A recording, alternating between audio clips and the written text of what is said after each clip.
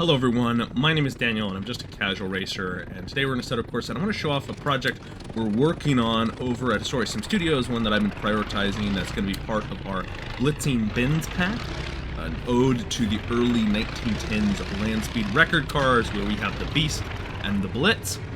And so one of the things that's really cool about kind of what I want to show off and give you this preview, the sounds are pretty close to final on this car, and they're based off of actual audio samples from those early record-breaking cars. And I thought, what better way to showcase this than to jump into a race.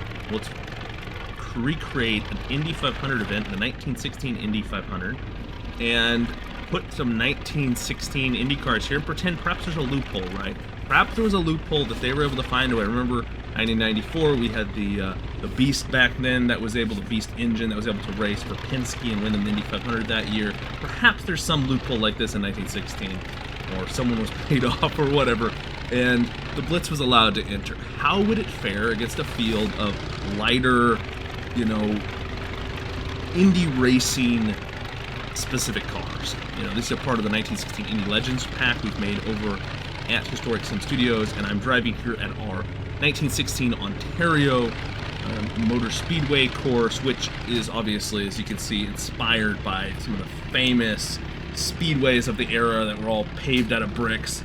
And so, perfect track to see what would have happened in the 1916 Indy 500 event here with this Landspeed record car.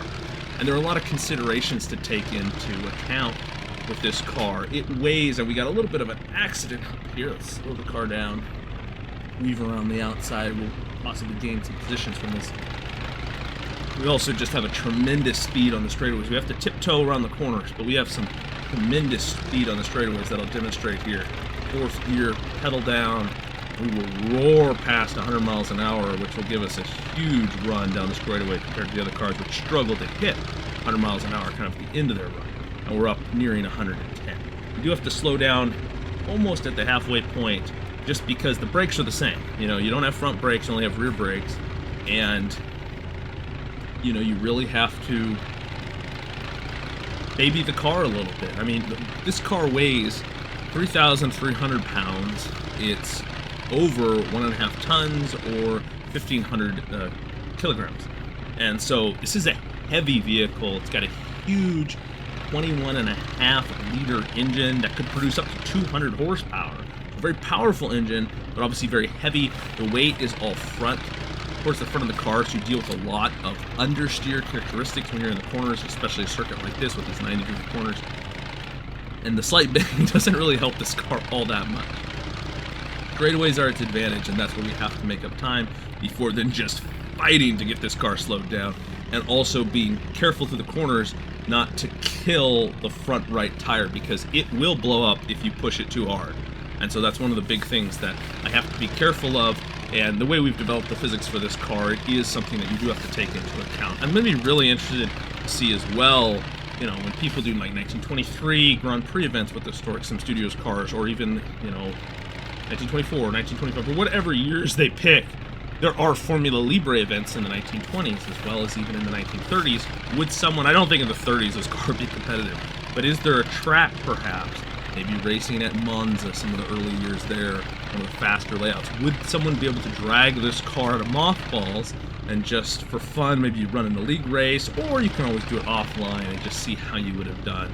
I think it really gives up a lot of alternate history or just interesting comparisons that you can make with these Blitzen Benz Landspeed record cars from the early 1910s. We're up into 12th. We're on our third lap here, and I am interested to see how this is going. We're doing better than I expected. Aggression is at 100%, so they are quite aggressive. And then the speed of the cars is in a range from 85 to 90. Not the absolute fastest AI, so depending on how high you want to set your AI, this car would probably, it'd be a real fight to get it in the midfield. And of course, realistically, right, if this car was to show up in the 1916 500, it's not making it, and that was even an abbreviated 500, right, only 300 miles. This car ain't making it 500 miles, this car ain't making it 300 miles. It's really gonna be a struggle to actually probably even qualify. I think that's the more interesting conversation. We gotta get off this car here. It's a little deep there. But that's an interesting discussion in and of itself. 4-lap qualifications for Indy 500. Would the Blitz have a chance at making the field, or even maybe perhaps putting it on pole? Based on my driving and just some testing I've done before, I don't think so. Would it have maybe been able to qualify midfield? Maybe. But there are a few issues that this car has, and that is with the 1916 cars. They're much lighter, and they're much easier on their tires. And so they're able to push really hard for 4 laps, and their tires are only beginning to get hot, only beginning to potentially fail by the end of the 4th lap or so. With this car, your right front tires toast roughly, into lap 1. And so you just lose too much. Hits the wall here. You just lose too much tire grip and tire performance over the course of a 4-lap qualifying with a car as heavy as this one, that you're really not able to capitalize on it. And you might, in theory, be in a worse position. I mean, the optimal position would probably be a sprint race at a circuit like this, maybe 10 laps or something like that, where the other cars can't push quite that hard. But to be fair, I mean, the tracks where this car would have an actual advantage would be the blue tracks. And I thought about showing that off, and maybe I will at some point. I think it'd be fun. But at the same time, this is more of an interesting comparison because it's a little more even.